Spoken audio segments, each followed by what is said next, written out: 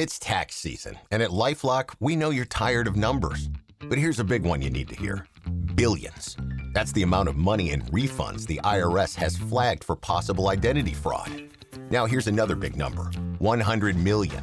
That's how many data points LifeLock monitors every second. If your identity is stolen, we'll fix it guaranteed. One last big number. Save up to 40% your first year. Visit LifeLock.com/podcast for the threats you can't control. Terms apply. Listen, all you New Yorkers. Excuse me. Taxi. Okay, man, we're looking around. This is the 77 WABC minicast. So my math is right. I think we're about 91 days away from the 23rd FIFA World Cup 2026. FIFA World Cup and President Trump. This is a big, big job. It just became increasingly more difficult with the conflict Operation Epic Fury. Increasingly. But he got the right guy for the job. He goes, you guys know how much I love this guy. I loved his father. Still love his father. Former great mayor, New York, Rudy Giuliani. Still, anytime there's a mayor in New York, they compare him to Giuliani. And everybody has failed so miserably. Everybody. The only guy that even gets in the same sentence is Bloomberg because he just kind of did what Rudy did. But certainly the last 13 years with de Blasio, Adams, and Mamdani, if you didn't miss Rudy Giuliani before, you miss him now. But his kid, Andrew, is a terrific guy. And what a huge, important job President Trump putting Andrew in charge of the whole FIFA operation. Big, big deal. Deserve it. Andrew Giuliani, how is Z? How's Grace? How you guys doing? Sid, everybody's doing well. I hope your family's doing well. I mean, this is really news to me. I really thought you were going to rank Mamdani's first 70 days ahead of Rudy Giuliani over here. I'm shocked about this. You know what's crazy about that, Andrew? There will be people in this city, psychos, city council members, assemblymen, Mamdani supporters, the people that were on a rug yesterday in City Hall. Those people would do that. You know that, right? I think the majority of the city council would probably do that, as a matter of fact. You're probably right. 46 out of 51 Democrats and 24 progressive lefty lunatics. You know, before I get to the soccer, I was a little surprised. Friday was this amazing college sports roundtable. Trump, Mike Johnson, Marco Rubio, Jim Jordan, a lot of very impressive, our biggest and best in politics, but so many athletes, greats, not just agents, but people like Tiger Woods and Urban Meyer and Nick Saban. We had Randy Levine on this show a couple of days ago, the president of the Yankees. And I know you golf with the president all the time, and you're a big-time golfer, all kidding aside, Duke University, and a great sports guy. I'm surprised you weren't there on Friday. So I was there on Thursday, actually, the day before, and I'd spoken with the president about this and actually had been with the president and a few other the athletic directors going into this. We had some travel planned specifically for the World Cup, so was not there Friday afternoon. But, I mean, I find it fascinating. I find it one of the most complicated problems in the sports world right now is trying to figure out what is going to come of NIL, what's going to come of college sports. I know in talking to, Pete Bavak, who is the AD of Notre Dame, is a very good friend of mine, and obviously with such a football program like Notre Dame has, being able to raise what seems like limitless money for the football program, they're also really concerned about all the Olympic sports. I mean, you go and Sid, you know this better than me, considering your background, but really there are two revenue-producing sports in all of college sports, and it's football and men's basketball. That's it. And when you look at actually even Duke, for example, where their football program, while it's been improving, Duke is known for their basketball.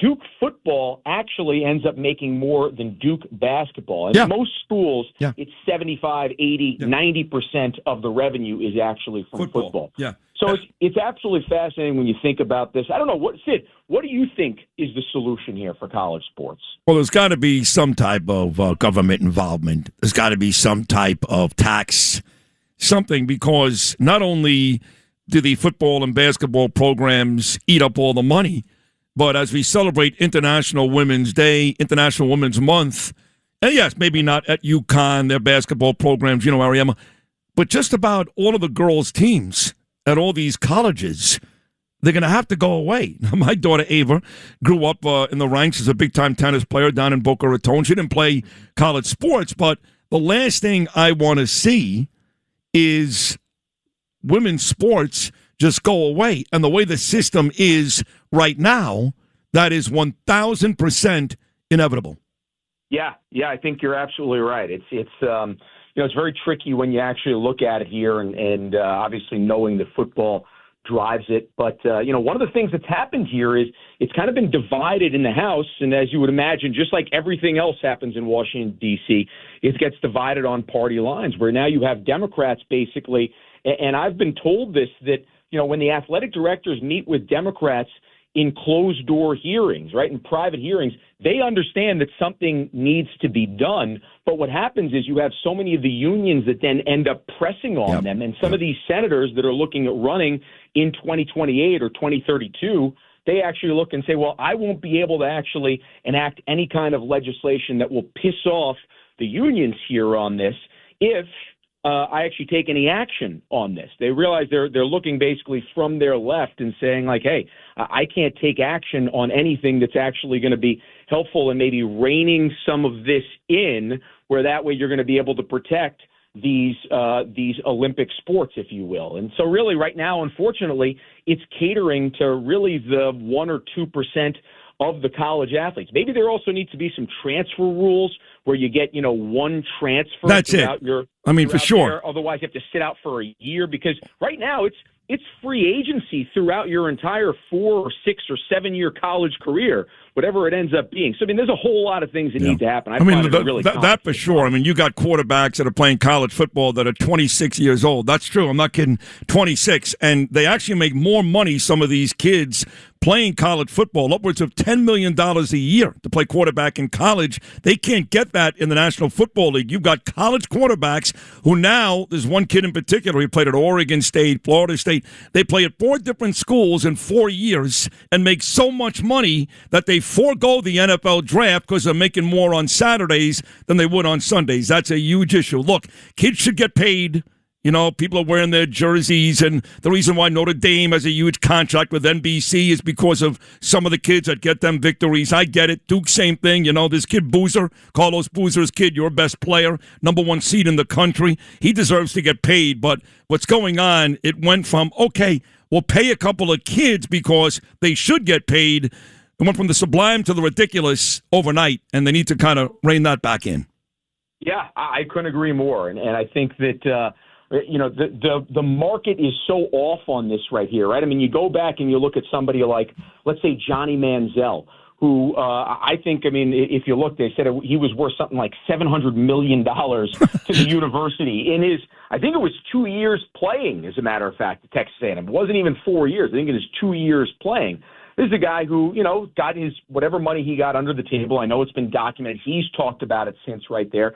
There's somebody like Tim Tebow, who probably really, really missed out on really what their real market value was in college sports. But now what's happening is you're seeing that complete overcorrection here, and you have a couple of college teams that are competing for, the few, talented members out there that will ultimately help lift them up. I find it to be a really complicated problem. I certainly don't have the answer to it. But I found it fascinating seeing how the president really, really is engaged on it and wants to figure out some kind of a solution. I think everybody believes that Congress needs to act, just like what you were saying. Yep. I think the tricky part is, I think right now Democrats don't want to do anything on this because they're looking and they're saying the last thing they want to do is piss off any of the athletes, because then you're going to get the labor unions on the left going after them, and then they're going to have trouble in their primaries come 2026 or 2028. Shocker. The Democrats don't want to do anything. That's new. Yeah. Andrew Giuliani joining us right here. So you tell me, I think it is 91 days, because I think you told me on Saturday it was 96 days away. How much more difficult, Andrew Giuliani, is your job today? The president gave you this immense and huge, it's an honor, this huge responsibility of running this worldwide soccer tournament, 16 different cities in America. 16 different cities, 11 in America, I believe 3 in Canada, 2 in Mexico. This is a huge event. It actually extended the pool from 32, I believe, to 48 teams. You got a lot going on here. But since the war started in Iran, how much more difficult is your job? Well, I would even point to the fact that not just since there's a conflict, but also the fact that the Department of Homeland Security is still shut down right now. We are 91 days. We're less than 3 months, Sid, until the largest sporting event that America has ever hosted, and the largest, frankly, sporting event that the world has ever hosted. The first time that you're having a sporting event going across the entire continent, as there are going to be games in Mexico and Canada as well, everywhere from Seattle to Boston to obviously New York to Los Angeles. The fact that the Department of Homeland Security shut down right now, is affecting everything from TSA. Obviously, everybody's seeing the lines and all this stuff. And as we lose people, we should be at a point right now where we're surging up. We are going to get millions of excess travelers this coming summer, not just for the World Cup, but also for Freedom 250 events, for everything around our 250th birthday. We should be surging up capacity. To CISA, considering all of the potential cyber attacks that we're expecting to get during this World Cup. Last World Cup, this is a crazy number, Sid. Last World Cup had over 15 billion cyber attacks that were thwarted. It's unbelievable, and they're expecting close to double that. Do we know if most of those came from China, Russia, Iran? I don't know. Do we know where they even emanated from, or not really? We do. There's some things that we can share and some things we can't. But let's put it this way: you're pretty warm in that one right there. They weren't from Staten Island, I guess. It wasn't Staten Island. They were not from the Libedo Johnny Tobacco crew in Staten Island. They're our friends over here helping protect the homeland. That's a mess.